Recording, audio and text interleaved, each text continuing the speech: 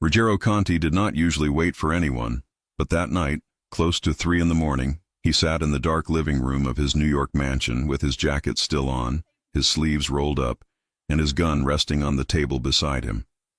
The house was silent, the city lights reflecting faintly through the tall windows. His men had gone home hours ago. The meeting was over. The tension with rival families could wait. But she couldn't. Grace, his maid, the woman he had barely noticed for months, always moving quietly through the hallways in her plain uniform, hair tied back, eyes lowered, voice soft. She cleaned, organized, and disappeared into the background as if she didn't exist. Until tonight. He hadn't planned to walk down that hallway. He hadn't planned to stop. But he did, because he saw something that made him forget how to breathe for a second. A woman. A beautiful woman. Not the invisible girl he knew. Not the quiet maid who avoided every glance. A woman in a fitted black dress, hair loose around her shoulders, lips with a faint hint of color, heels that clicked softly on the floor. She stood at the end of the corridor, adjusting her earrings in the mirror. Her reflection was calm, confident, and nothing like the version he had grown used to. It took Ruggiero 5 steps to realize it was her. Grace. He had stared without a word. She had turned, surprised to see him, and froze for a second, as if waiting for him to yell at her. But he didn't. He couldn't. His chest had tightened in a way he didn't like. His pulse rose and anger mixed with something he didn't want to name. "Where are you going?" he asked, his voice low. She swallowed. "Out." "With who?" "Friends." He hated the answer, hated the dress, hated not recognizing her, hated that he had never noticed her before, hated that he cared. When she walked past him, her perfume brushed the air. Light, soft, nothing like the sterile smell of cleaning products he associated with her. She didn't look back. She left through the main door, and the sound of her steps faded. He ordered 2 men to follow her without explaining why. And now, hours later, Ruggiero sat still, jaw clenched, eyes on the front door, waiting for her to come back inside. The clock turned 3:07 a.m. He heard steps outside. A key turned softly in the lock. Grace entered, closing the door carefully, thinking everyone was asleep. She took 2 steps into the living room and froze when she saw him sitting there in the dark. Her eyes widened. "Mr. Conti, I didn't know you were late," he cut, leaning forward. "You said you were going out with friends. That usually ends before sunrise." Grace straightened her shoulders. "I'm off the clock. My schedule after work isn't your responsibility." He stood. His height made her tilt her head back. It was the closest they had ever been. Her makeup was smudged from hours of dancing. Her hair was slightly messy from the night air. Her cheeks were flushed. She looked alive. It irritated him more. "You came home alone," he said, voice tight. "Yes." "You shouldn't walk alone in this city, not at this hour." She frowned. "I've been doing it for years." "Not anymore." "Why?" she asked, arms crossing. He didn't have an answer that made sense. "Because you look like trouble? Because every man who saw you tonight looked too long? Because I didn't know you could look like this and now I can't unsee it." He simply said, "You work in this house. That makes your safety my responsibility." She shook her head, annoyed. "This is control, not concern." He stepped closer. "Call it whatever you want. Just don't come home this late again." Her breath caught for a second. Not out of fear, but because she didn't expect him to sound jealous. Jealous. He felt it again. It tasted like fire. "Good night, Mr. Conti," she whispered, moving past him and heading toward the stairs. He didn't sleep, not even for a second. He kept seeing her hair loose, her smile, the way she laughed with her friends when his men followed her to the nightclub. He had watched everything through the SUV window. Grace dancing, Grace hugging a guy, Grace shining in ways she never did in his house. He hated every part of it. By morning, Ruggiero was sitting at the long dining table, coffee untouched, eyes fixed on the doorway. He didn't know why he felt restless. He didn't know why he had been so affected. But he knew something had shifted inside him. Footsteps approached. Grace entered the dining room, not in her uniform, but in jeans, a fitted top, light makeup, and a jacket thrown casually over her arm. Again, he felt his jaw lock. "Going somewhere?" he asked, not hiding his irritation. She nodded. "Yes. It's my day off." "Dressed like that?" Her eyebrows raised. "What's wrong with the way I'm dressed?" He didn't answer. Because the truth was simple and unacceptable. She looked beautiful again. Natural, fresh, young, and absolutely not invisible. "Where?" he demanded. She let out a slow breath. "I have a second job." His eyes narrowed. "Since when?" "Since before I came to work here." He stood. "Where is it?" "That's personal. It becomes my business if it puts you in danger." She shook her head. "I'm not in danger, Mr. Conti. I work at a club, bartending. That's it." "A club? The same one from last night?" The thought hit him like a punch. He stepped closer. "I'll drive you." "No," she answered immediately. "Absolutely not." He tilted his head slightly. No one denied him. No one. But she did. "I said I'll drive you." He repeated, firmer. "I said no. I don't want my boss showing up where I work. It would be strange. And uncomfortable." Uncomfortable. He didn't understand why that word bothered him so much. "I don't like surprises," Ruggiero said. "And I don't like being followed," she shot back, her expression sharp. He froze. She knew. She had felt it. He didn't apologize. He never apologized. Instead, he walked around the table and grabbed his keys. "If you don't tell me the address," he said calmly, "I will find it myself." Grace closed her eyes for 1 second, frustrated, then gave him a tired look. "Please don't cause problems for me. I need that job." His chest tightened. "For money?" he asked. "Yes." He didn't like that answer either. He didn't like anything about this situation. "You're leaving now," he said, voice controlled. "I'll follow, whether you want it or not." Grace stared at him, stunned, angry, confused. He didn't wait for her reaction. He grabbed his coat, walked out the door, and headed to his black SUV. From the entrance, she watched him with disbelief. He wasn't bluffing. He wasn't going to let her go alone. Not today. Not ever again. She exhaled, defeated, and walked down the steps. Ruggiero opened the passenger door for her.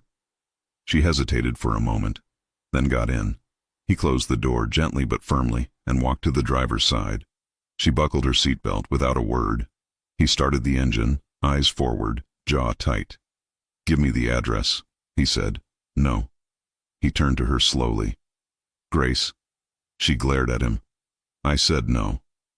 He inhaled once, deep, dangerous. "Then I'll follow you," he decided. She clenched her fists. "Fine." She stepped out of the car and walked down the driveway. He stayed behind her at a distance, letting her lead. 5 minutes later, she reached the sidewalk and headed toward the subway entrance. He followed from inside the SUV, the engine humming quietly. His eyes locked on her. She sensed his stare but didn't look back. Only when she was about to enter the station did she stop, turn, and face the SUV. The morning sunlight hit her hair. Her expression was annoyed, tired, and strangely sad. "Don't follow me to work," she said loudly enough for him to hear. Ruggiero lowered the window and leaned slightly toward her. "You don't get to decide that.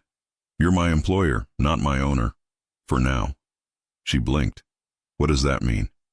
He didn't answer, not because he didn't know, but because he didn't like the answer forming in his mind. He watched her disappear into the subway station. 5 seconds. 10 seconds. He placed both hands on the steering wheel, fighting the urge to go after her. Then he started the engine again. He wasn't going home. He wasn't finished. Grace had a second life. A life he had never known. A life he was about to see up close. Because Ruggiero Conti followed her anyway. Straight to the nightclub. Straight to the place where she hid the version of herself she never showed him. Straight into the world that would break his control in ways he didn't expect. Ruggiero Conti did not belong in that kind of club, and everyone knew it the second he walked in. The bouncer at the door straightened his back. The music softened in his ears for a moment as his focus narrowed on the man in the dark suit, open collar, sharp eyes. People moved out of the way even though he did not ask.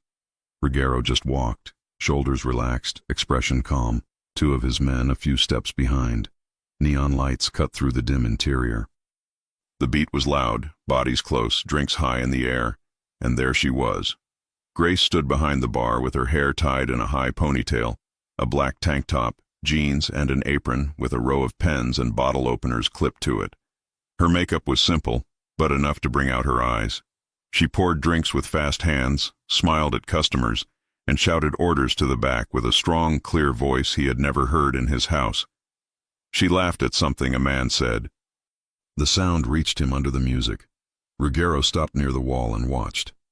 Ethan Collins stood beside her, mixing a drink and bumping her shoulder playfully. Grace rolled her eyes, smiled, and moved around him with ease. They were comfortable, close, used to each other. Ruggiero's hands curled slowly into fists. "Boss?" one of his men asked at his side, unsure. "You want a table?" Ruggiero tore his gaze from the bar and scanned the room. "That corner," he said, pointing to a high table with a view of the entire floor. "Nobody else sits near us." "Yes, sir." In minutes, the staff had cleared the area. No one asked why. Nobody wanted trouble. Ruggiero sat with his back to the wall. From there, he saw everything. The bar, the dance floor, the entrance, the emergency exits, and Grace. She noticed him 10 seconds later. Her entire body stiffened. The glass in her hand almost slipped. Her eyes widened, and for a moment she just stared. The music, the people, the lights kept moving around her, but she stood still, shock written all over her face. Ethan followed her line of sight. His expression changed from relaxed to tense in 1 second. He whispered something to her. She nodded, swallowed, and forced herself to move again. She pretended to ignore Ruggiero. He did not pretend anything. He watched as men leaned over the bar to talk to her, as hands brushed the counter too close to hers, as a man in a leather jacket tried to make her laugh again. She kept a safe distance, but it was not enough for Ruggiero. "Who owns this place?" Ruggiero asked, voice low. "Guy named Ben Turner," his man replied. "Keeps it clean, pays for protection like everyone else." "Tell him I'm here." "Yes, boss." In less than a minute, a nervous man in his 40s came rushing to the table, wiping his hands on his pants. "Mr. Conti," Ben greeted, voice shaking. "Didn't know you were coming. Anything you need on the house. We can clear the whole floor for you if you want." "No." Ruggiero's eyes never left the bar. "You keep the club running. You keep the music loud. You keep your staff safe. Understand?" Ben nodded quickly. "Of course, absolutely." "If there's any problem?" "If there is a problem," Ruggiero cut, "it will be because you let something slip. And then we will have a different conversation." Ben swallowed hard. "Understood." Ruggiero lifted his chin toward the bar. "How long has she been working here?" Ben followed his look. "Grace, around a year maybe. She's good. No trouble, no drama. Comes in, works hard, goes home." "Who hired her?" "My bar manager, but I approved. She needed the job. I needed reliable staff." Ruggiero was silent for a beat. "She ever had problems with customers?" "Nothing serious. She knows how to say no. And I have security watching."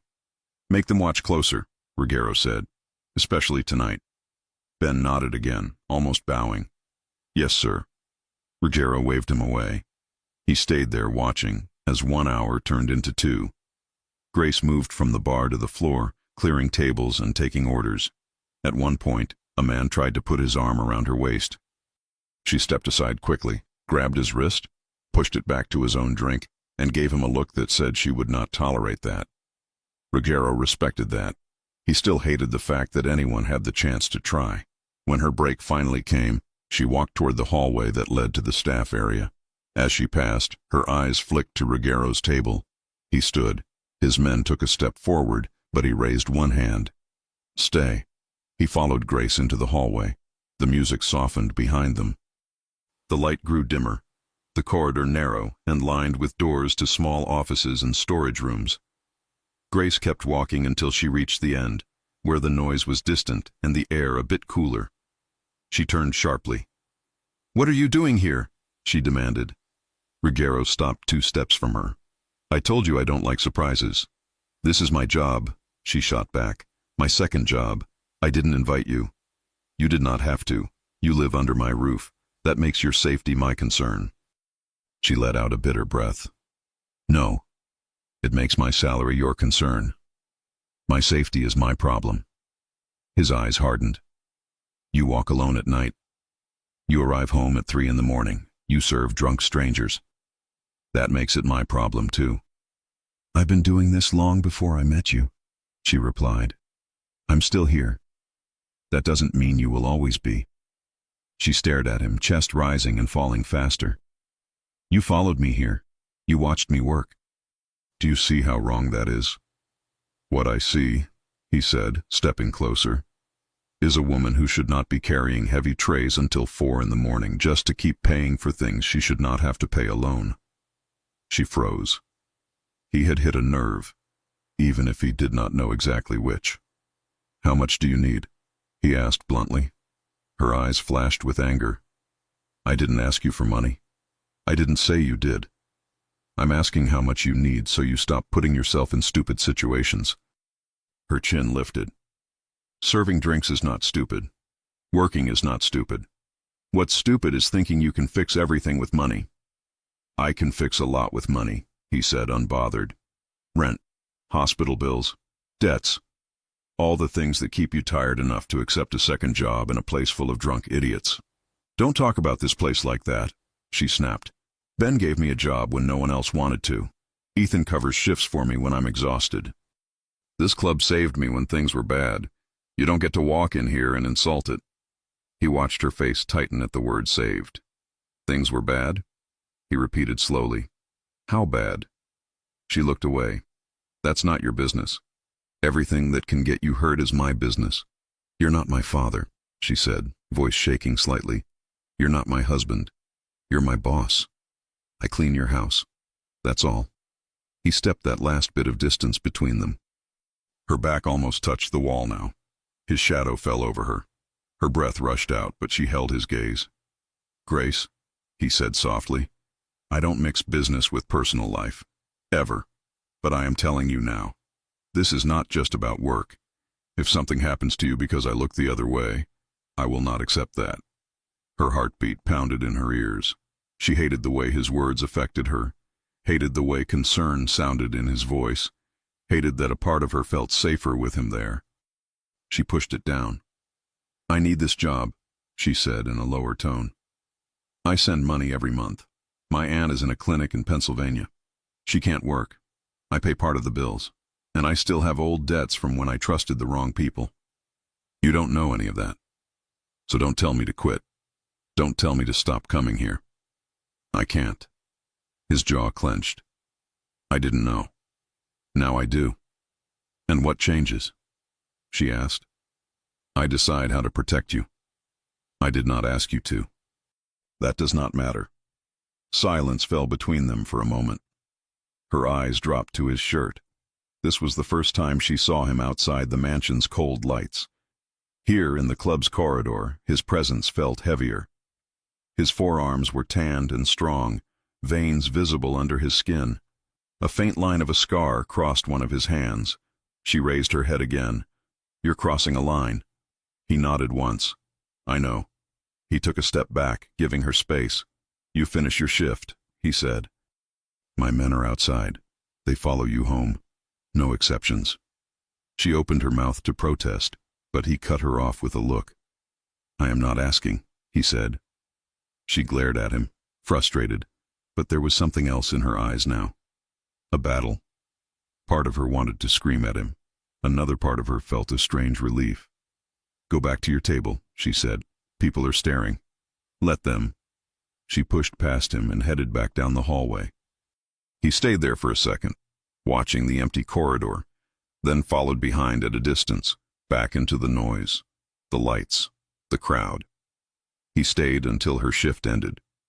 He watched her step out the back door with Ethan, laughing at something he said. Ethan's eyes softened when he looked at her. He leaned in, talking close to her ear so she could hear over the music. Ruggiero's teeth pressed together. He watched as one of his men approached and told Grace he was there to drive her home. Her shoulders tensed. She turned her head and looked toward the street, where his SUV waited. For a brief moment, their eyes met through the distance. Then she got into the car. He did not ride with her. He stayed behind, talking to Ben in a low, serious tone, making sure the club understood something had changed. When Grace arrived at the mansion, the house was dark again. She entered quietly, thinking he was still out. He wasn't. He was in his office, watching the cameras, the car feed, the entrance, every angle of her return. Only when he saw her safely cross the hall and disappear into the servants' wing did he lean back in his chair and close his eyes for a second. Sleep still did not come. The next morning, he asked for her. Grace stood in front of his desk wearing her maid uniform again. Hair pulled back tight, no makeup, eyes down. The contrast hit him harder than he expected. "How many hours do you work there?" he asked. She looked confused. "At the club?" "Yes. 4 or 5 nights a week, 6-hour shifts." "You live here. You work here 6 days a week," he said. "That's too much."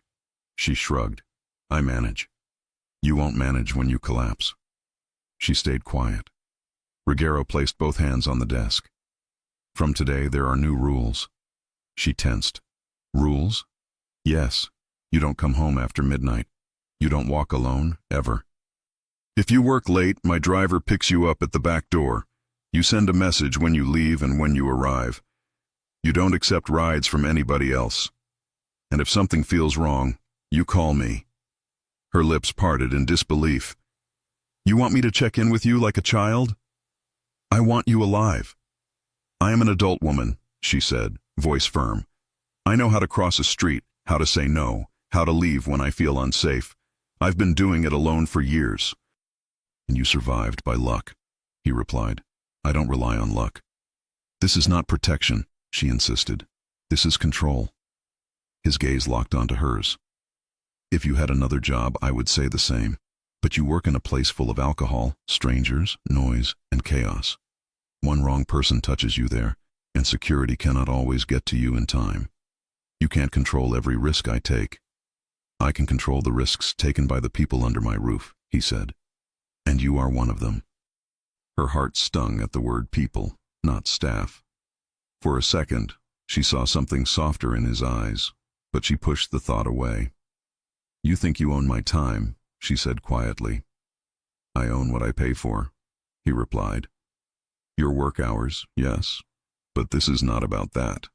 This is about the fact that there are people out there who would hurt me through anyone connected to me, including you." She blinked. "Why would anyone use me?" He hesitated for a moment. "Because you are close, and they think you are weak." "I am not weak." "I know," he said. "That is the problem.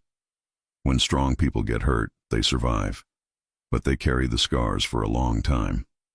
The room went silent. She heard his words in her chest, where old scars lived. "I don't want your scars to get deeper," he added. Her throat tightened. "Why?" she asked. "Why do you care? I'm just the maid." His jaw flexed. His eyes did not leave hers. "You are not just anything," he said. The air in the room changed. Grace's fingers tightened around the edge of her apron. She felt unsteady for a second.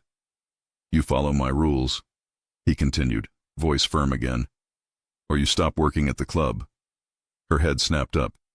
"You can't ask me to quit." "Yes, I can. I need the money." "Then I will increase your salary." She laughed once, humorless. "You really think everything has a price?" "Everything does." "Not my freedom," she replied. He studied her face. "Your freedom does not help your aunt pay for treatment. Your freedom does not clear your debts. Your freedom does not keep you safe in a dark alley." "My dignity does," she shot back. "And it disappears when someone else decides where I can go and what I can do." The words hit him. He did not like the feeling that came with them. He leaned back in his chair, trying to regain distance. I am not your enemy, Grace. It doesn't feel that way, she whispered. He exhaled slowly. The rules stay. You can hate them. You can hate me, but you follow them. We are done. She stared at him for a long second, then turned on her heel and walked out of the office. All day, the air in the house felt tense. Grace moved through the rooms with robotic precision. She dusted, washed, arranged, and avoided looking in his direction. She had never felt his presence so strongly before. Every time she knew he was close, her muscles tensed. In the late afternoon, she stood alone in the kitchen, washing the last of the breakfast dishes she had not had time to do earlier. Warm water ran over her fingers. She didn't hear him come in. You're quiet today, Ruggiero said from the doorway. She jumped slightly and turned. I have work to do. He walked to the counter and opened the fridge, grabbing a bottle of water. You usually hum when you clean. She blinked. I do? Yes. She hadn't noticed. He twisted the cap and took a drink. Why do you hide? She frowned. Hide what? How you look. Her face heated.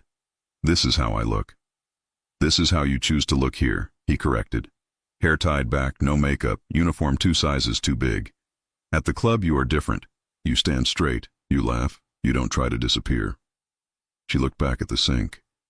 At the club, I need tips. Here, I just need to do my job. That's not an answer. She scrubbed harder at a plate. When I was younger, men stared a lot. Too much. At work, on the street, everywhere. Sometimes they didn't accept no. It got worse when one of them had power. Her hands slowed. So I decided it was easier to vanish. No clothes that drew attention. No makeup in most places. I put my hair up. People looked past me. That felt safer. Ruggiero studied her, his expression unreadable. Did someone hurt you? She swallowed. Someone tried to control my life because he thought he could. He had money, connections, and a temper. I left that job and started over. Wearing this uniform helps me remember I'm not on display. I am invisible. Invisible is simple. Not to everyone, he said quietly. She looked at him. He set the bottle down. You can keep the uniform. You can tie your hair. If it makes you feel safer, do it. But don't confuse hiding with being protected. They are not the same. Her chest squeezed. Sometimes hiding kept me alive, she said. Sometimes hiding makes you an easier target, he replied. Those words unsettled her. Finish your work, he said softly. Then rest. You have your shift tonight? Yes. My driver will be at the gate at 7. She didn't argue this time. He left the kitchen. Hours later, after she was gone, Ruggiero walked into the security room. Screens covered the wall, each one showing a different camera from the house, the outside perimeter, and the feed from the car. He rewound the footage from the night before, from the club. He had asked his men to hook into the external street cameras and some from inside, thanks to the protection agreement with Ben. On the screen, he watched Grace move behind the bar again. He watched her smile at customers, talk to Ethan, refuse a man's hand on her. It should have been just another busy night.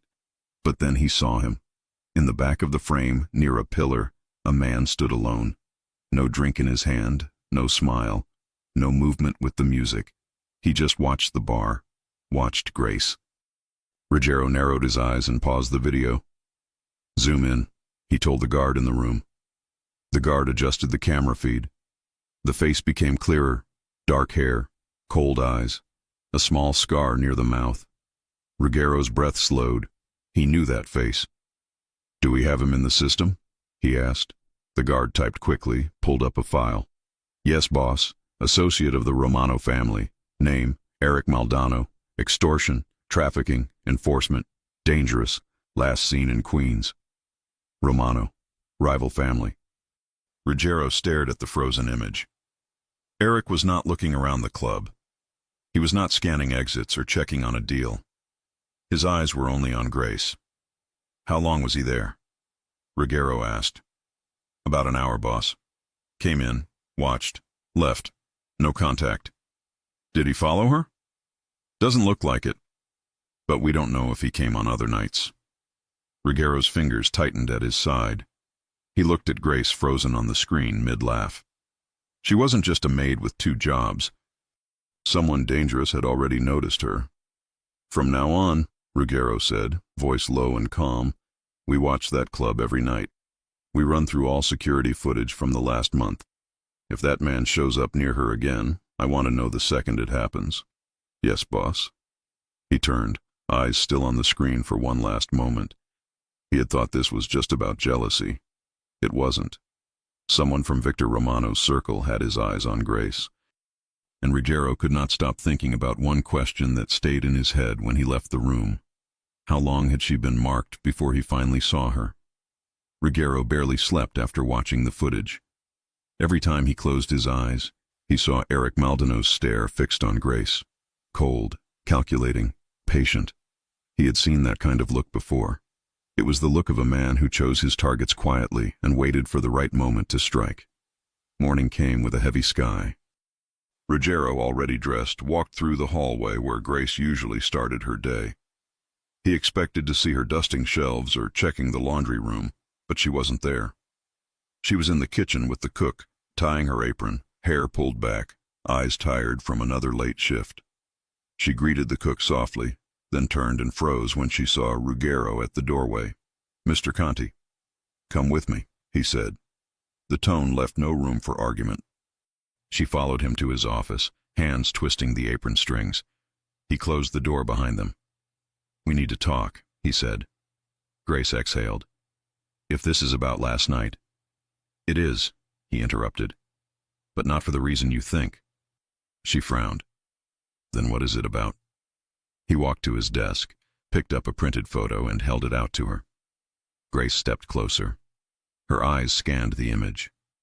The man in the photo stood half hidden behind a pillar, watching the bar. His expression was blank, but his eyes were sharp, focused. Her breathing changed. Do you know him? Ruggiero asked quietly. Her lips parted. Her fingers tightened around the photo. Yes, she whispered. He waited. She didn't look up. Grace, he said more firmly, look at me. She did. What do you know about him? She swallowed hard. I don't know him personally. I only know I've seen him before. Where? Years ago, she said, voice trembling. At a restaurant I worked in. I served tables in the back section. He would come in sometimes, always sitting with men who made the staff nervous. I never heard names, but I knew the place wasn't clean. People hid when they came in. The owners whispered. Then one night there was a fight in the parking lot. A man ended up in the hospital. The next week the restaurant closed. Ruggiero studied her carefully. Why would he be watching you now? Grace looked lost. I don't know. You do. His voice stayed calm but firm. Something happened back then. Something you aren't telling me. She shook her head, panic rising. No, I didn't do anything. I didn't talk to anyone. I didn't testify. I didn't get involved. I just quit and left the city. You left everything behind, he said, not judging, just putting the pieces together. Grace's eyes dropped to the floor. I didn't want trouble. You saw something, Ruggiero said. Something worth remembering. And now someone connected to the Romano family is following you. Grace closed her eyes tightly, as if trying to block a memory. Ruggiero's jaw flexed. He stepped closer. Grace, tell me. She opened her eyes slowly. Her voice was thin. One night, after closing, I was cleaning the tables in the back. 2 men came through the kitchen door. They didn't know I was there. They were arguing. One of them was Eric Maldonado. The other was someone older. I didn't know the names, but they were talking about a meeting going wrong, about someone being taken care of. I dropped a fork, and they saw me. Eric looked at me like he was memorizing my face. Ruggiero's pulse tightened. Grace hugged her arms around herself. The restaurant owner told me the next morning it was safer if I quit. He said people were asking questions about staff. I left that same week. I moved, changed my phone number, worked in places where nobody paid attention to me. I just wanted to disappear. Her voice cracked. Ruggiero felt something sharp twist in his chest. Not pity. Something deeper. Something he didn't like feeling. "And you think Maldonado recognized you now?" he asked. "Yes," she whispered. "Or maybe he never forgot me." Ruggiero took the photo from her trembling hands. "You should have told me this from the beginning." "I didn't think it mattered," she said. "I didn't think I mattered." He closed the space between them so fast she had to lift her head to look at him. "You matter," he said, voice low. Her breath caught. He forced himself to step back. "This changes everything. From now on, you don't go anywhere alone. You don't take the subway. You don't walk outside the mansion without someone with you, and you don't go to the club tonight." She shook her head, panicking. "I have to. I need the money." "You're not going. I can't afford to lose that job. I'll cover it," he said. "I don't want your money," she said through her teeth. He matched her stare. "You want to stay alive?" She froze. His phone buzzed. Logan Parker's name flashed on the screen. Ruggiero answered. "What?" "We found Maldonado's car near the mansion last night," Logan said. "Parked 2 blocks away. Stayed there for 30 minutes. Left around the time Grace got home." Grace stiffened. Ruggiero's eyes darkened. "Did he approach?" "No, but he's watching her." "And boss?" Logan hesitated. "There's something else. Someone inside our side may have tipped Romano off." Ruggiero frowned. "A leak?" "My guess? Someone low-level but with access to staff records or routines." Ruggiero's jaw tightened. "Find them." "Already on it." Ruggiero hung up. Grace watched him, fear creeping into her expression. "Someone was outside the mansion?" "Yes." "Watching me?" "Yes." She backed into the wall without realizing it, hands shaking. "Grace," Ruggiero said, stepping toward her. "Listen to me. Nobody is touching you. Not while you're under my roof." "Why?" she whispered, voice breaking. "Why would they come after me?" "Because you were in the wrong place years ago," Ruggiero said. "Because you saw something that involved them. And because hiding doesn't erase you from their memory." Tears filled her eyes, but she blinked them back. "I can't go through that again," she whispered. "I can't." "You won't," he said. Her voice shook. "You're saying that like you can control everything." "Because I can." She looked at him, really looked at him. Not as a boss. Not as a man trying to control her, but as someone who carried danger like a shadow and yet stood in front of her like a shield. "You can't protect me forever," she said softly. "I don't need forever," he replied. "I need until this ends." She looked tired, small, human, and for the first time Ruggiero saw how heavy her life had been long before she stepped into his mansion. He spoke again. "You're moving rooms." She frowned. "What?" "You're not staying in the servants' wing anymore.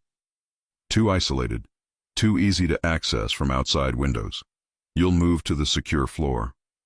"The secure? That's near your room." "Yes, that's inappropriate. That's safe." "I don't want to be watched," she insisted. "You'll be protected." She pressed her lips together, angry, afraid, overwhelmed. "This is too much," she whispered. "It's necessary." He walked to the door and opened it. "Come. I'll show you where you'll stay." She followed him reluctantly, up 1 floor, past locked doors, past security panels. He opened a quiet hallway with only 4 rooms, his bedroom at one end, a guest suite at the other. He opened the guest room door. "This is yours." Grace stepped inside slowly. The room was twice the size of her old one, with a bed covered in clean white sheets, a window facing the garden, a private bathroom, and thick walls that muted the entire mansion. She turned to him. "I don't belong here." "You don't belong where someone can reach you through a window," he replied. "But this feels like—" She hesitated, searching for the right word. "It feels like I'm being kept. You're being protected. By force." He didn't deny it. She ran a hand over her face. "This is not normal. This is not what a job is supposed to be." "You think this is about your job?" he asked. She froze again, His voice quieted. If this were just about work, I would fire you and move you somewhere safer, but I'm not doing that. Her chest rose quickly. Why? He opened his mouth, then stopped. He didn't have a clean answer, not one he wanted to say out loud. He turned and walked toward the door. Take the day to rest. You're not leaving this floor without telling me. Ruggero. He paused at the doorway. She had never said his name before. Not like that. He didn't turn around. You will tell me everything you remember about that night, he said. Even the things that scare you. She lowered her gaze. Why do you care so much? He didn't answer. He left the room and closed the door behind him. Hours later, night fell over the mansion. Grace sat on the edge of her new bed, trying to calm her breathing.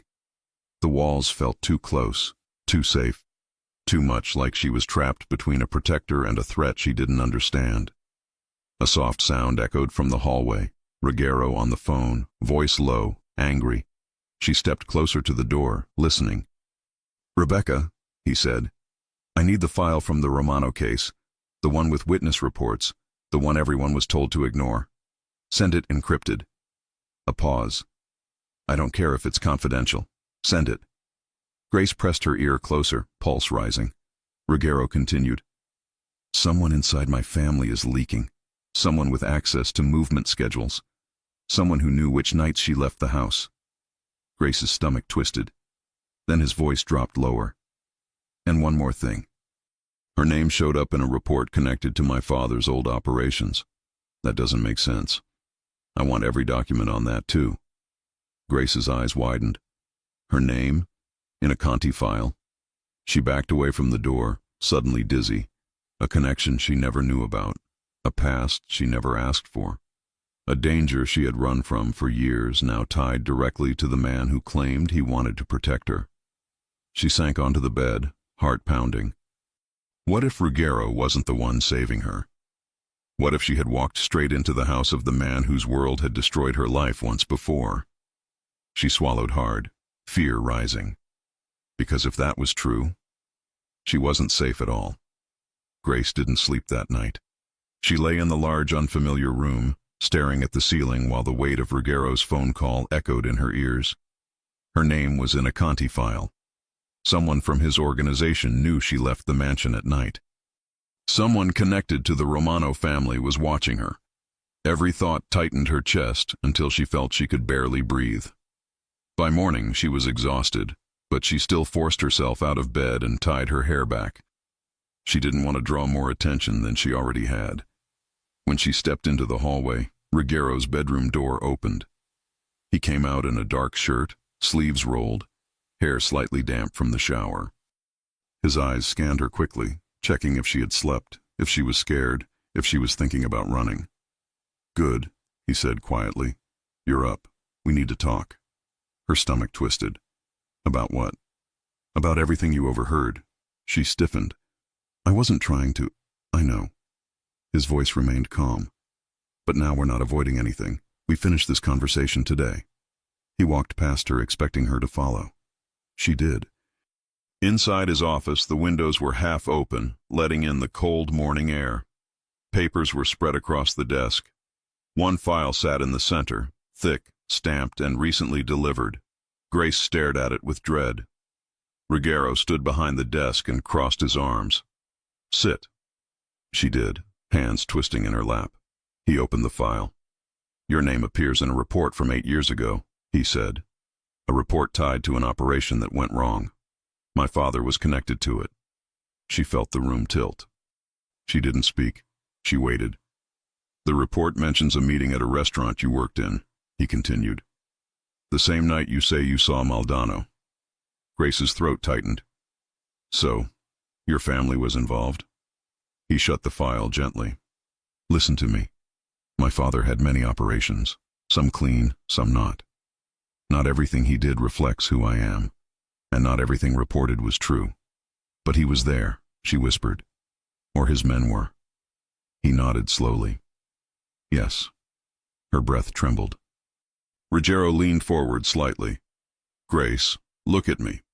She raised her gaze, even though it hurt to do it. You have every right to be afraid, he said calmly. You have every right to question everything. But understand this, whatever happened back then, I did not send anyone after you. I did not know you. I did not know your name until the day you stepped into my house. It was the first time he sounded almost vulnerable, not aggressive, not controlling, just honest.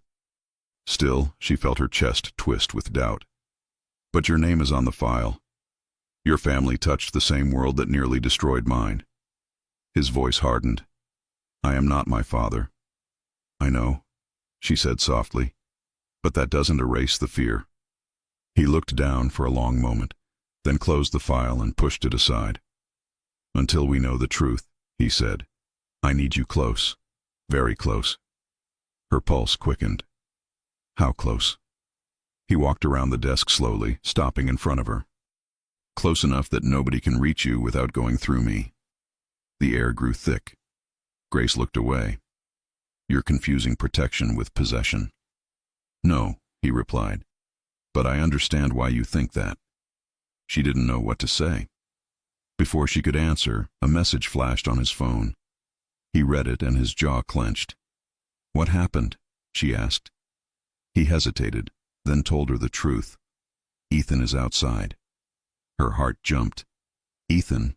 Why? He insisted, Ruggiero said. He says he came to check on you. Grace's face softened instantly, and Ruggiero noticed. He didn't like the feeling that shot through him. He's my friend, she said defensively. He's worried. He should be, Ruggiero snapped. But showing up at my gates is dangerous. She frowned. He didn't come to cause trouble. No, Ruggiero said coldly, but he might walk into it. Grace stood. I need to talk to him. Ruggiero blocked the door with his hand. You don't leave this floor. I'm not a prisoner. No, he said. But you are a target. And until I know who leaked your routine, you stay where I can see you. Her eyes blazed. You don't own me, Ruggiero. For the second time she said his name, not as an employee, not as a maid, but as a woman standing up to him. His breath shortened almost imperceptibly. If you want me to trust you, she continued, then you have to trust me too. Ruggiero didn't move from the door. Grace stepped closer. Let me talk to him. His jaw worked. His eyes dropped to her lips for 1 second, a mistake he didn't mean to make. But he didn't step back. You'll stay inside the gate, he said finally. Logan will stand 10 feet away. She nodded. When she walked past him, he didn't touch her, but she felt the heat of his presence and the storm behind his eyes. The front steps were cold under Grace's feet as she walked outside. Ethan stood near the gate, hands shoved in his pockets, shoulders tense. When he saw her, he rushed forward. Grace, thank God. His eyes scanned her face. Are you okay? You disappeared after your shift last night. You didn't answer your phone. I thought, I'm fine, she said quickly. Just, things got complicated. Ethan frowned. Complicated how? You look tired. Did Conti do something? No, she said firmly. He didn't. Ethan didn't look convinced. Grace, I've heard things about him. Dangerous things. He's my employer, she said quietly. And he's helping me. Helping with what? She hesitated. Ethan stepped closer. Talk to me. I can't help if you don't tell me anything. She lowered her voice. Someone is watching me. Ethan's expression shifted from concern to alarm. What do you mean, watching? A man I saw years ago. He showed up at the club. Ruggiero, Mr. Conti, recognized him. He's connected to the Romano family. Ethan's face drained of color. Grace, those are the people from... Yes, she whispered. From back then. Ethan looked at the mansion behind her, then at Logan standing a few steps away. You shouldn't be here. If those people are looking for you, this house, this world, this is exactly where you shouldn't be. It's where he can protect me, she said quietly. Ethan stared at her, stunned. You trust him? Grace didn't answer immediately. Finally, she said, I trust that he's not lying. That's not the same thing, Ethan replied softly. Before she could respond, Logan stepped forward. Time's up. Ethan shot him a glare. Grace touched Ethan's arm. Please don't come here again without calling. It's dangerous. Ethan swallowed hard. For you or for me? Both, she whispered. He looked at her one last time. If you need a place to stay, if anything feels wrong, anything, you come to me, you hear me? She nodded. He stepped back and left. When Grace turned, Ruggiero stood at the top of the stairs, hands in his pockets, eyes unreadable. How much did he hear? He asked. Enough, she said. Ruggiero's gaze sharpened. He cares about you. Grace nodded. Ruggiero walked down one step. Do you care about him? She froze. Her pulse stumbled. Ethan wasn't the problem. His question was. He's my friend, she said carefully. Ruggiero tilted his head slightly. Friends don't look at you the way he looked. She felt her cheeks warm. You have no right to judge that. I'm not judging, Ruggiero said. I'm observing. She took a breath, trying to steady herself. You're making something out of nothing. That's what you think. That's what I know. He stared at her for another long moment, then spoke quietly. If he becomes a risk, he won't, she interrupted. Don't threaten him. Ruggiero didn't answer. He walked past her into the house. She followed, frustrated, anxious, caught between two worlds she didn't understand. That night, the tension in the mansion felt heavier. Grace cleaned the kitchen slowly, her thoughts spinning. Ruggiero entered quietly, leaning against the counter. She didn't look at him. You're upset, he said. No, she replied. He waited. She sighed. Yes, he nodded once. You think I'm trying to control your life? You are. I'm trying to protect it. She stopped scrubbing a pan and turned to him. Do you hear yourself? You don't ask. You decide. You don't explain. You command. You don't give choices. You force them. He watched her carefully. If I asked, would you listen?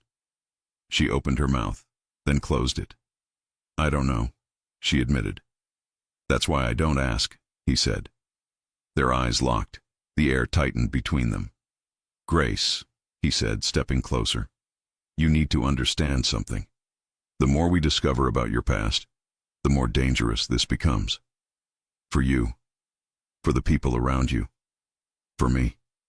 I didn't choose any of this, she said. I know, he answered. But it chose you. A chill ran through her. He moved even closer. Too close. She felt his breath, his warmth, the tension she kept trying to ignore. Her heart pounded. Tell me to step back, he said softly. She looked up at him. She tried to say the words, but her lips stayed shut. He exhaled slowly, as if holding himself still took effort. Grace. A knock on the door broke the moment. Logan entered without waiting. Boss, he said tightly. We found the leak. Ruggiero straightened instantly. Who? Logan swallowed. Someone close. How close? Logan hesitated. Close enough to know Grace's schedule. Close enough to know the servants' wing windows don't have alarms. Close enough to know when she left the house to go to the club. Grace felt her stomach drop. Ruggiero's expression darkened. Say the name. Logan finally answered. It's someone inside the mansion. Ruggiero froze. Grace's pulse spiked. Logan continued, voice low, tense. It's someone Grace sees every day. Grace's breath caught. Someone inside the mansion. Someone she trusted. Someone watching her movements. Ruggiero stepped closer to Logan. Which one? Logan said the name. Grace's blood ran cold. Because it was not a guard, not a cook, not a driver. It was someone who had access to every room. Someone who walked the halls freely. Someone invisible in the house, just like her. It was another staff member. The person who cleaned the guest rooms. The person who worked only at night. The person whose face she barely remembered because they blended into the background. Logan's voice dropped to a whisper. It's the night custodian. And he met with Victor Romano 2 days ago. Grace felt the floor tilt under her feet. Grace could barely process the name that came out of Logan's mouth. The night custodian. A man she barely noticed. Someone who moved quietly through the halls, always looking down, always avoiding eye contact. He worked at the hours when most of the staff slept. He had access to laundry rooms, storage spaces, back entrances, and security blind spots. And he had been meeting with Victor Romano. Grace felt her stomach twist so hard she almost leaned on the counter for support. Ruggiero didn't move at first. He just stared at Logan with a coldness that made the entire kitchen feel 2 degrees colder. "Where is he now?" Ruggiero asked. "Gone," Logan replied. "Didn't show up tonight. Left early yesterday. Cameras caught him at the back gate around 2 a.m. He hasn't returned." Grace hugged her arms around herself. "He watched me." "Every night," Logan said carefully. He had access to doors, windows, and the staff's personal schedules. If he wanted to keep track of you, he could do it without anyone noticing. Her skin crawled. Every memory of walking alone through the servants' corridor suddenly felt dangerous. Ruggiero's jaw flexed. "Find him. Find him before Romano does." "We're working on it," Logan said. "But boss, there's a bigger problem." "What now?" Ruggiero snapped. Logan hesitated, then pulled out his phone. "We traced the custodian's last known location. He went straight to the same nightclub where Grace works." Grace felt her blood drain. "He was inside?" she whispered. "We don't know. Cameras outside caught him entering through the back alley." "When?" Ruggiero asked. "Last night." Grace's breath caught. "That was the night I worked the late shift." "Yes," Logan confirmed. "And we found his car parked 2 blocks from the mansion before that." Grace grabbed the edge of the counter. "He's been following me for days." Ruggiero turned to her instantly. "Not anymore." But Grace couldn't breathe. Every shift at the club flashed through her mind. The crowded tables, the dark corners, the men coming and going. How many times had she walked past him, never realizing who he really worked for? Logan continued. "Maldonado is involved. The custodian met with him twice." Ruggiero's voice dropped dangerously low. "Then Maldonado is the one who wants her." Grace's chest tightened. "Why? Why now?" Ruggiero didn't answer right away. He picked up the Conti file from his desk, flipping to the page with her name. His eyes scanned the lines again. Then he looked at her. "Grace, the witness from the restaurant, the one who saw the meeting 8 years ago." She nodded nervously. "That witness disappeared shortly after. Dead.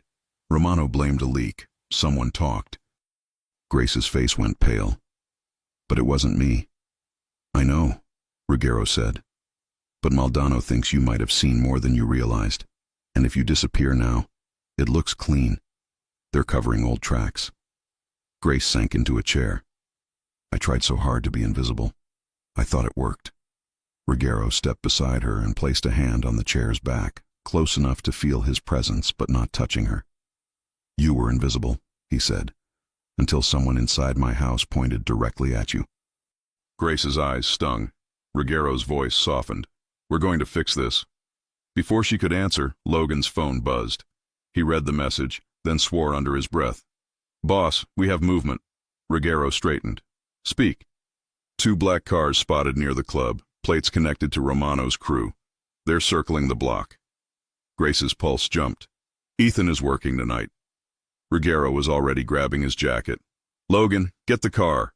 Grace stood instantly. "I'm coming." "No," Ruggiero said. "I'm not staying here alone," she insisted. "Not when they're involved. Not when people I care about might be in danger." He froze at that word, care, but didn't address it. "Stay close to me," he said. They rushed to the SUV. The drive to the club was fast and silent. Ruggiero kept his eyes on the road, one hand tight on the wheel, the other resting near his gun. Grace's hands shook on her lap. She kept replaying her shifts, her walks home, the shadows in the alley behind the club. She had always believed danger lived far from her. Now it felt like it had been beside her for weeks. When they reached the block, the street hummed with music and neon lights. But something felt wrong. Too quiet in some corners. Too many men standing near parked cars. Too many eyes moving toward the entrance. Logan pulled out his weapon and checked the magazine. Ruggiero turned to Grace. "Do not leave my side." "I won't." He opened the door and stepped out. She followed close behind, heart hammering. As they crossed the street toward the alley behind the club, Grace stopped suddenly. Ethan. He stood near the back door, throwing trash into the dumpster, talking to another staff member. He hadn't seen them. Grace's relief broke through her panic for a second. But before she called his name, Logan's hand grabbed her shoulder sharply. "Don't move," Logan whispered. She froze. Ruggiero stepped forward, eyes narrowing. From the dark end of the alley, a van rolled forward slowly. Its headlights were off. Grace's heartbeat thundered. "Logan, there!" Ruggiero ordered. Logan moved instantly, lifting his gun, stepping in front of Grace. The van accelerated. "Ethan!" Grace screamed. Ethan turned. At the same moment the van doors swung open. Masked men jumped out. Everything happened at once. Gunshots exploded. Ethan dove behind the dumpster. Grace screamed. Ruggiero grabbed her, yanking her behind a row of metal crates, shielding her with his own body as bullets slammed into the wall behind them. "Stay down!" he shouted, but Grace was already shaking violently, the sound of gunfire tearing through her chest. Ruggiero aimed his gun around the crates and fired. Logan fired from the left, hitting one of the masked men. Two more tried to rush Ethan, but Ruggiero shot another in the leg, sending him down screaming. The van reversed suddenly, trying to escape. But Logan hit the tire. The van swerved, crashed into a trash bin, and the last masked man tried to run. Ruggiero tackled him hard, pinning him to the ground, gun to his skull. "Who sent you?" Ruggiero demanded. The man spit blood. "You know who." "Say it." "Maldonado," the man hissed. "He wants the girl." Grace felt the world spin. Ethan rushed to her side, grabbing her arms. "Grace, are you okay? Did they hit you?" "I'm fine," she whispered, shaking uncontrollably. "I'm fine." Ruggiero slammed the man against the pavement. "Why now? Why tonight?" The masked man laughed darkly. "Because your leak gave the schedule. He said this was her last shift before you locked her down." Maldonado said, "Move fast." Ruggiero's eyes turned to ice. "Where is he?" "You'll never get him," the man spat. Ruggiero didn't waste time. He knocked the man out cold. "Logan," he ordered, "call the cleanup team." "On it." Ruggiero then turned to Grace. She stood frozen, tears streaking down her face, Ethan supporting her. Ruggiero walked to her slowly. When she looked up, her voice trembled. "You took a bullet." His shirt sleeve was torn, stained with blood. "It's nothing," he said. Ethan glared. "It is not nothing. You risked getting killed." Ruggiero ignored him. "Grace, look at me." She lifted her head. "You're alive," he said. "That's all that matters." Her tears fell harder. But this time, they weren't from fear.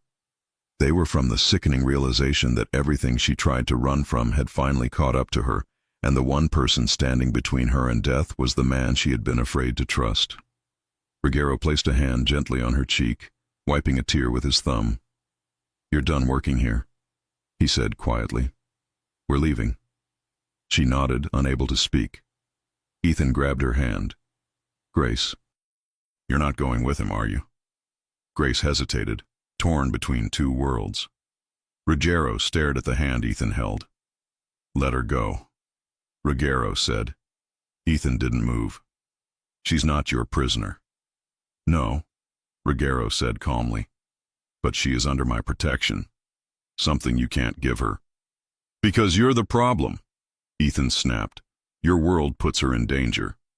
"Tonight wasn't my world," Ruggiero said. "It was hers." Grace gasped softly. Ruggiero finally pulled her away from Ethan. She didn't resist. Ethan stepped back, devastated. "Grace, don't disappear, please." She looked at him with guilt and heartbreak. "I'm sorry." Then Ruggiero guided her to the SUV. Inside, Grace trembled and pressed her hands together. "Where are we going?" she asked. "To a safe house," Ruggiero replied. "Somewhere no one can reach you." "No one," she echoed. "No one but me," he said. She shivered, not from fear. He reached over, placing his hand over hers. "Grace, look at me." She turned. "You're safe now." But instead of reassuring her, the words hit her with a truth she couldn't ignore. She felt safest with him, even when she shouldn't. The safe house was isolated, quiet, surrounded by trees, with no neighbors in sight. Logan stayed outside to secure the perimeter while Ruggiero led her inside. The moment the door closed, the silence felt different. Heavy, intimate, warm. Grace sat on the couch, hands shaking. Ruggiero knelt in front of her, gently taking her wrists. "You're not alone," he said. She swallowed hard. "I'm scared." "I know." He lifted her hands to his chest, letting her feel his heartbeat. Steady, controlled, grounding. "You're shaking," he murmured. She closed her eyes. Everything happened so fast. When she opened them again, his face was inches from hers. "Ruggiero," she whispered. "Someone died because of me. Someone is after me. And now Ethan." "He's safe," Ruggiero said. "My men will watch him." "Why are they doing this?" she asked. "Why do they want me so badly?" He hesitated, then told her the truth. "Because someone told them you were the only survivor of a meeting that ruined their operation. Maldonado believes you know something that could expose Romano." Grace felt the blood drain from her face. "But I don't know anything," she whispered. "You know enough that they want you gone." Her breath broke. He stood slowly. "There's more." Her eyes widened. "What do you mean?" He walked to the dining table, grabbed a second file, and opened it. "Grace, someone approached you years ago, someone from law enforcement." Her heart slammed. "Did they ask you for information about the Romano and Conti families?" Her lips parted. She didn't want to remember. But she nodded. "A federal agent," she whispered. "He told me I might have seen something. He asked if I could help. But I didn't want to get involved. I told him no, and I never spoke to him again." Ruggiero watched her carefully. "Did you tell him where you moved?" "No." "Did you tell him your new job?" "No." "Did you tell him anything about me?" "No," she shouted, breath shaking. "I tried to disappear. I didn't betray anyone." Ruggiero's voice softened. "I didn't say you did." She sank onto the couch, burying her face in her hands. He sat beside her slowly. "Grace, listen." She lifted her head, eyes red. "You being approached by an agent made you a loose thread in their world. And loose threads get cut." She inhaled shakily. "And you? Why are you doing this? Why protect me? Why put your men, your life, your name at risk, for me?" Ruggiero stared at her. He didn't speak for a long moment. Then finally he did. "Because I can't lose you." Her breath caught. He moved closer, lifting her chin gently with one hand. "Because every time you walk into danger, my chest feels like it's on fire. Because you don't run from me like everyone else does. Because you make me want things I shouldn't want." Her lips parted. "Ruggiero." He leaned in, slow, controlled. His breath brushed her cheek. "Tell me to stop," he whispered. She couldn't. She didn't. She leaned in, too. And then his lips met hers. The kiss was slow at first, then deepened as if he'd been holding back for days. She gripped his shirt, pulling him closer. He cupped her face, sliding his thumb along her jaw, kissing her with a hunger that made her tremble. When he finally pulled back, his forehead rested on hers. "This doesn't change the danger," he said quietly. "But I won't pretend anymore." She touched his cheek gently. "Neither will I." Before he could kiss her again, Logan's voice blasted through the door. "Boss!" Ruggiero jumped up instantly, gun out. Grace's chest tightened with fear. Logan burst inside. "We found the traitor, and we found out who he works with." "Who?" Ruggiero demanded. Logan swallowed hard. "It's worse than we thought." "He wasn't working alone." Ruggiero's eyes narrowed. "Who else is involved?" Logan took a breath. "Someone from inside your circle met with Victor Romano tonight, and they're planning a hit on you." Ruggiero froze. Grace's hand flew to her mouth. Logan continued. "And boss, the meeting is happening right now." Ruggiero stepped forward. "Where?" Logan met his eyes. "At Grace's nightclub." Grace's heart stopped. Grace felt the room drop away the moment Logan spoke those words. A meeting. A betrayal. A planned hit. And all of it happening right now, at her nightclub, the place where she served drinks, laughed with co-workers, and thought she was safe. Ruggiero's voice cut through the shock like a blade. Who met with Romano? Logan didn't blink. Someone high enough to know your movements, high enough to know you came here tonight, high enough to know you would leave the mansion to protect her. Ruggiero's eyes narrowed. Say the name. Logan swallowed. Darren Russo. Grace froze. She knew that name. Darren had been in the mansion almost every day since she started working there. He handled repairs, deliveries, staff schedules, always polite, always blending into the background. Quiet, helpful, friendly, a man no one noticed. And that was exactly why he had been the perfect leak. Ruggiero took one step, then another, his jaw locked. Russo had access to cameras, schedules, staff routines. And your meetings, Logan added. He was there during the briefings. He heard everything, Grace whispered. He knew when I worked at the club. He knew everything, Logan said. Ruggiero didn't waste another second. We move now. Logan nodded. The SUV is still hot. No plates, no trackers. Grace stood, trembling. I'm coming. Ruggiero turned. No, you stay here. She shook her head violently. My co-workers are there. Ethan is there. You said Romano's men plan to hit. That place will turn into a battlefield. And that's exactly why you're staying behind. I am not staying, she cried. I'm not hiding while people I know get hurt. Ruggiero stepped closer, voice low. If something happens to you, Romano wins. Everything I've done becomes meaningless. And if something happens to them, she demanded, do their lives matter less?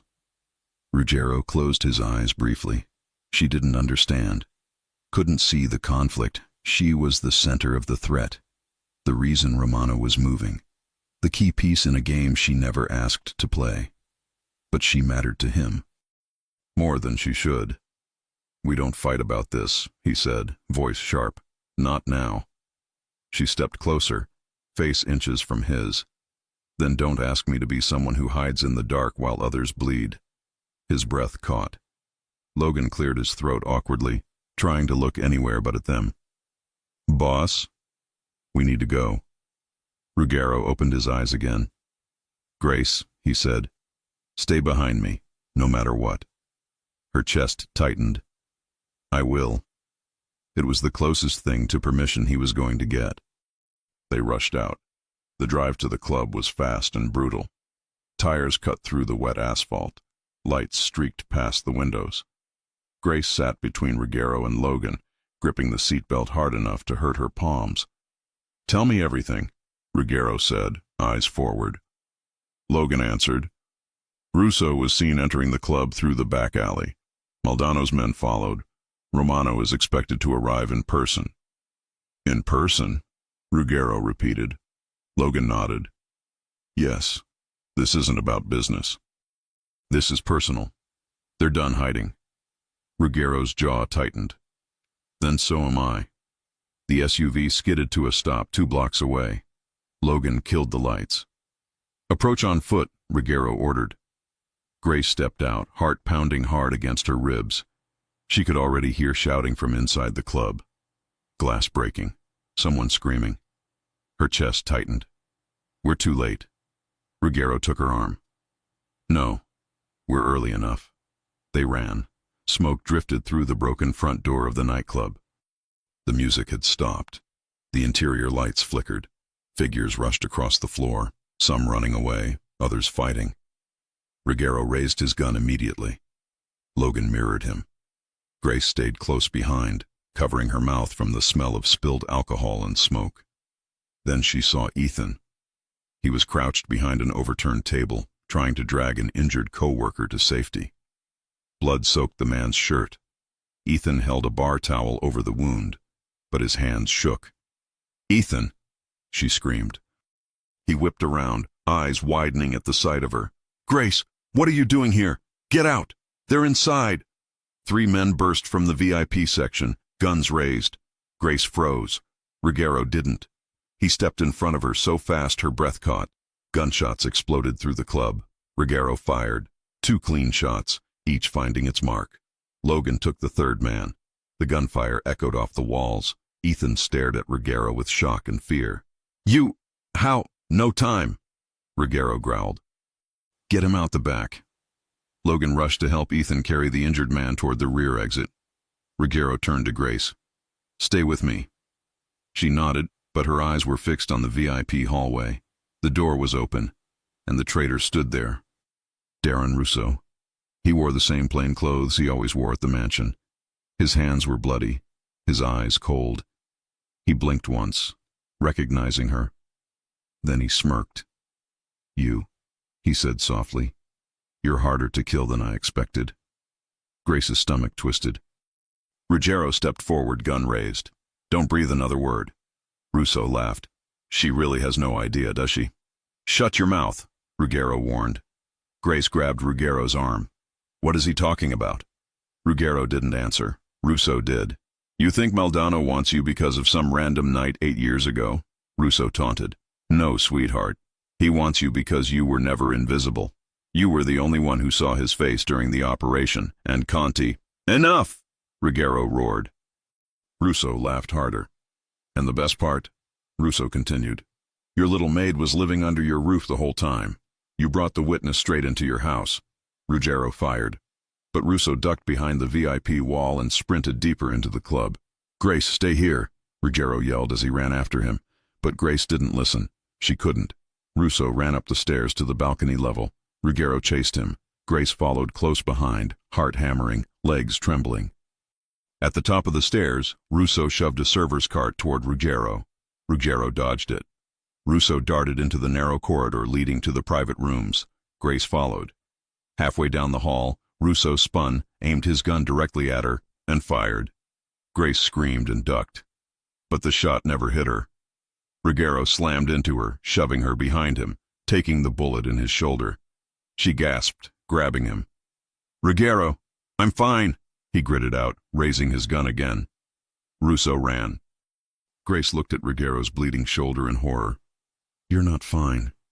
"I said I'm fine," he snapped, then softened his voice when he saw her shaking. "Grace, stay behind me, please." She swallowed hard and nodded. They continued down the hall. At the end, Russo reached the manager's office. He ran inside and tried to lock the door. Ruggiero kicked it open. Russo stumbled back. "You can't stop this, Conti. Romano wants both of you gone. Tonight is only the beginning." Ruggiero's hand shook with rage. "You used her. You fed her schedule to Romano. You brought men to her job. You put a target on her back." Russo sneered. "She was never yours to protect." Grace stepped forward. "Why? Why help them?" Russo looked at her, eyes cold. "Because your death buys my freedom. Romano offered me an easy future if I delivered you, and Conti's head." Ruggiero fired. This time, the bullet hit Russo's leg, sending him crashing to the ground. He screamed in pain. Ruggiero stood over him, gun aimed at his throat. "You're done," Ruggiero said. Russo spat blood. "Romano is coming. He's already inside." Grace's breath caught. "Inside where?"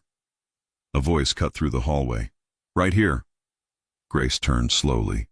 Victor Romano stood in the doorway of the office. Tall, calm, hands in his pockets, flanked by 2 gunmen. His eyes landed first on Ruggiero, then on Grace. "Finally," Romano said, "the girl who ruined everything." Grace stepped back, trembling. Ruggiero raised his gun, standing in front of her as her shield. "You touch her, you die." Romano smirked. "You still don't understand, Conti. I'm not here for you. I'm here for her. You? You're just collateral if you get in the way. Over my dead body. That's the plan." Romano raised his hand. 2 gunmen lifted their weapons. Grace's heart nearly stopped. "Ruggiero," she whispered. He glanced back at her briefly. "Do not move." The first gunman fired. Ruggiero shoved Grace against the wall, shielding her again. Logan suddenly appeared at the other end of the hall, firing 3 rapid shots, taking down 1 gunman instantly. The second gunman lunged forward. Grace acted before she could think. She grabbed a broken bottle from the manager's desk and swung it, hitting the gunman's arm. The shot went wild, grazing the wall. Ruggiero finished the fight with a clean shot. Romano backed away, eyes narrowing. "You two just don't know when to die," Romano hissed. Ruggiero stepped forward. "You're not leaving this building." Romano smirked. "I already have men outside. Even if I fall here, she falls with me." Grace's stomach twisted. Then Romano's smile vanished as Logan aimed at him from behind. But Romano wasn't stupid. He ran. "Go after him!" Ruggiero yelled to Logan. Logan chased him down the stairs. Ruggiero turned to Grace. "Are you hurt?" "No," she whispered, shaking. He cupped her face with his uninjured hand. "You were brave." "You got shot," she said, voice cracking. "Doesn't matter." "It matters to me." Their eyes locked. For a moment, the world around them disappeared. But it came back with a crash. Gunfire roared downstairs again. Logan shouted something Ruggiero couldn't hear. "Grace," Ruggiero said, gripping her face gently. "Listen to me. Romano won't stop. Not unless I make a deal he can't refuse." She frowned, confused. "What deal?" Ruggiero didn't answer. Not yet. He only said, "When this ends, things will change." Her heart clenched. "What does that mean?" Another burst of gunfire shook the club. Ruggiero took her hand. "Stay with me." They ran down the stairs. Smoke filled the air. Broken tables, shattered glass, scattered cash, chaos everywhere. Logan appeared behind a column, breathless. "Boss, Romano's escaping through the side exit." "I'm going after him," Ruggiero said. "You stay with Grace." "No," Grace said fiercely. "I'm coming." "You're not." "Yes," she insisted. "You said we don't lie to each other anymore." Ruggiero paused. She was right. But he couldn't bring her into the final confrontation. "No," he said, voice firm. "You stay here with Logan."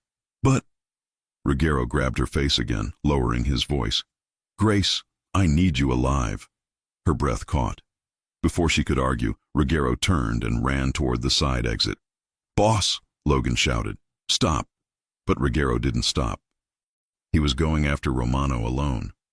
Grace pressed a hand to her chest, heart pounding in fear. Logan cursed under his breath. "Grace, stay behind me." "What is he planning?" she whispered. Logan hesitated, then answered honestly. "A deal. One he'll only tell you after it's too late." Grace's eyes widened. "What deal?" Logan didn't look at her. "He's going to offer Romano something that puts himself at risk, something that protects you no matter what." Grace felt the world tilt. "What risk?" she demanded. Logan finally met her eyes. "The kind men like Ruggiero only take once." Grace's breath stopped cold. "What is he going to do?" she whispered. Logan didn't answer. He just said the truth, the one thing more terrifying than any gunshot. He's going to sacrifice something he's never given up for anyone. Grace's throat tightened. "His empire?" "No," Logan said softly. "His life." Grace couldn't breathe after Logan's words. "His life," he'd said. "Not his power. Not his position. Not his control. His life." Her legs weakened. Logan grabbed her arm before she fell. "Stay with me. Don't panic." "Where is he?" she demanded, voice cracking. "Where did he go?" Logan's jaw clenched. "After Romano. If Romano escapes, the war continues. If Romano dies the wrong way, another war starts. Ruggiero thinks the only solution is a deal." "What deal?" Logan hesitated. "A full surrender. Immunity for you. Protection for a few loyal men." Ruggiero steps down. Disappears. Gives up everything. Grace shook her head violently. "He wouldn't do that." "For you," Logan said. "He already started." Grace's heart slammed against her ribs. "Take me to him. Now." "We can't go in blind." "I'm not asking," she snapped. "I'm telling you. Take me to him." Logan hesitated only 2 seconds, then nodded. "Stay behind me." They pushed through the back exit of the ruined club. Smoke drifted into the night. Sirens echoed in the distance. Broken glass crunched under their feet. A black sedan was parked crooked at the far end of the alley, one door open. Romano's car. Gone. But then Logan pointed down the block. There. A warehouse stood across the street, abandoned, windows boarded, huge metal doors rusted shut. A faint light flickered inside. Logan cursed. He went in alone. Grace started running. "Grace," Logan called. But she didn't stop. She sprinted through the rain-soaked street, lungs burning, fear clawing up her throat. She pushed the warehouse door open. Inside, a single overhead bulb flickered, casting long shadows over concrete floors and rusted shelves. The air smelled like old metal and gasoline, and in the center of the room, Ruggero Conti stood face to face with Victor Romano. Romano had a gun. Ruggero didn't. Grace froze. Romano smirked when he saw her. Perfect timing. Ruggero's eyes widened. "Grace, get back." But she didn't. She stepped forward. Romano raised the gun toward Ruggero's chest. Grace screamed, "Stop!" Romano turned the gun toward her. Ruggero reacted instantly, stepping in front of her. Romano laughed. "Always the protector, always the fool." "You want to kill me?" Ruggero said, voice steady. "Fine, but let her go." Romano shook his head. "She's the whole reason we're here. You think I'm letting her walk away?" Ruggero raised his hand slowly. "Then take me instead." Grace gasped. "Ruggero, shut up," he whispered to her, voice shaking for the first time. Romano's eyes widened in amusement. "What is this? The great Ruggero Conti offering his life? For a maid?" "She is not just my maid," Ruggero said. The words hit Grace like a wave. Romano lowered his aim slightly. "Then tell me, Conti, what is she?" Ruggero looked at her, really looked at her. "She's the only person who ever made me want to leave this world." Grace's breath broke. Romano grinned, sensing the weakness. "So that's the deal? Your life for hers?" "Yes," Ruggero said. "No," Grace said fiercely. "No, absolutely not." She stepped in front of Ruggero. Romano blinked. "You're brave for someone with no leverage." "I have leverage," she said. "Me." Ruggero grabbed her arm. "Grace, stop." But she pulled away and faced Romano. "You kill me and you get nothing," she said. "No leverage over Ruggero, no advantage, no victory, because he'll hunt every one of you down. Deal or not?" Romano laughed once, short and sharp. "You think you understand how this works?" "I understand this," she said. "You want the past gone. I'm the last witness. But I don't know anything that helps you. I never did. Killing me won't erase your mess. And killing Ruggero won't fix your weakness." Romano's smirk faltered. Grace stepped closer. "You're running out of men," she said. "Out of power, out of time. That's why you need this deal as much as he does." Ruggero stared at her, stunned. Romano's jaw tightened. His gun wavered. Grace's voice softened, but her eyes stayed sharp. "Let this go. Take the deal. Save yourself." Romano's eyes flicked between her and Ruggero. He lowered the gun. "It's a good speech," Romano murmured. "But you're wrong about one thing." Grace frowned. Romano smiled coldly. "I don't need the girl alive." He suddenly raised the gun toward her. Grace's heart stopped. A gunshot echoed. One. Just one. Romano stumbled backward, eyes wide, a bullet lodged in his chest. He collapsed onto the concrete floor. Behind him, Logan stood in the doorway with his gun raised. Grace gasped. Ruggero pulled her into his arms instantly. "You're okay. You're okay." She buried her face in his chest, breathing hard, shaking uncontrollably. Logan approached cautiously. "He's gone, boss. It's over." Ruggero held Grace tighter. "No, it's not over. Not yet." They left the warehouse as police sirens grew louder. Logan had a cleanup team on the way. Ruggero kept his arm around Grace the entire time, guiding her carefully through the rain. Back at the safe house, the silence felt different. Heavy. Final. Grace sat on the sofa, wrapped in a blanket, watching Ruggero pace the room with blood still drying on his shoulder. He finally stopped. "We need to talk," he said. Grace nodded. "About the deal?" He looked at her, surprised she knew. You were going to give up everything, she said softly. For me. Ruggiero exhaled slowly. I was prepared to disappear, change my name, leave my men with protection and vanish so Romano's family wouldn't retaliate. Grace's eyes filled. You would have faked your death. His silence told her everything. Why? She whispered. He stepped toward her, stopping right in front of her knees. Because I can survive losing my empire, he said quietly. But I can't survive losing you. Grace felt her breath tremble. You saved my life, she whispered. You saved mine, he replied. She looked at the blood on his shirt. You got shot again. I've had worse. It's not the point. He kneeled in front of her. Her heart jumped. Grace Miller, he said, I can't promise you a clean life. I can't promise peace every day, but I can promise honesty and loyalty, and that I will never let anything touch you again. Tears slid down her cheeks. I never wanted a perfect life. I just wanted someone who didn't lie to me, someone who didn't use me, someone who didn't see me as invisible. You were never invisible to me, he whispered. She touched his cheek, gently tracing the line of his jaw. And you were never the monster I was told to fear. He leaned into her touch. She leaned forward. Their foreheads touched, and when their lips met, the kiss was slow, deep, and full of everything they'd fought through to get there. Love, fear, relief, possession, choice. He lifted her onto his lap. She curled her fingers in his hair. His hands gripped her waist, pulling her closer, as if he finally allowed himself to want something without holding back. When the kiss ended, both were breathless. What happens now? She whispered. Ruggiero sat back, hands still on her waist. Now? We leave. Leave?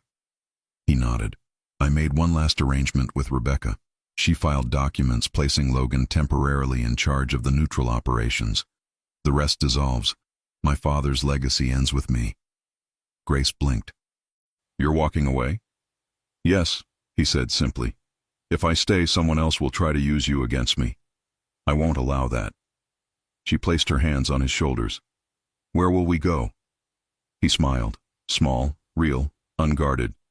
Anywhere you want. Grace's breath caught.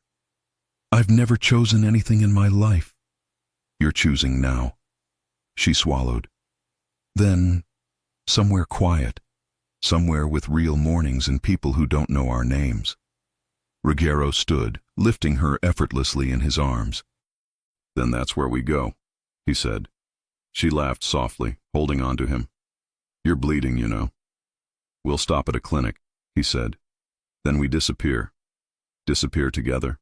She asked carefully. He met her eyes. Yes, together. Grace's chest tightened with a warmth she hadn't felt in years. He put her down gently and reached for her hand. Let's start over, he said. Not as a maid and a boss. Not as someone hiding and someone protecting. Just you and me. She smiled, tears still shining in her eyes. I want that, she whispered. He pulled her close and kissed her again, slow, certain, and full of promise. Outside, the night was quiet. For the first time in a long time, neither of them were running. They walked out of the safe house hand in hand, leaving the world that hurt them behind. And Ruggiero murmured one last truth in her ear. You were never just my maid, Grace. You were the reason I finally wanted out. If you enjoy stories like this, take a moment to subscribe to the channel. That's how I'll know you truly liked it. Even if you're watching on your TV, grab a second to join this family of fans who love emotional and heartfelt stories. Your support means everything, and it helps us bring you even more tales like this one.